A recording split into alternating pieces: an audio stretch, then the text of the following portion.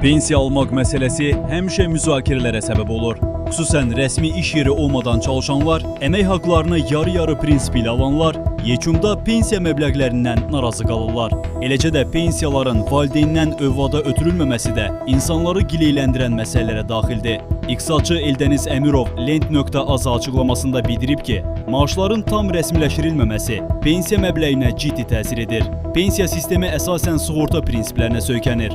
Yəni vətəndaşın ödəyəcəyi sosial sığorta haqları ilə alacağı pensiya arasında birbaşa əlaqə var. Pensiya vətəndaşın fərdi hesabında toplanır və kapitala çevrilir. Pensiya məbləği fərdi hesabda toplanan kapitala, sığorta stajına və mövcud qanunvericiliyə uyğun hesablanır. Prinsip etibarı ilə bu düzgün model hesab olunur və müasir yanaşmalara uyğundur. Problem pensiyanın hesablama mexanizmində yox, əmək bazarının strukturunda. Kölgə məşğulluğu, maaşların tam rəsmiləşdirilməməsindədir. Bu isə öz növbəsində insanların pensiya kapitalının formalaşmasına mənfi təsir göstərir. Beləcə vətəndaşlar nəticədə daha aşağı məbləğdə pensiya alırlar. Bəs görəsən, pensiyaların indeksləşdirilməsi mexanizmi maaşlara da tətbiq oluna bilər? Bu realdır.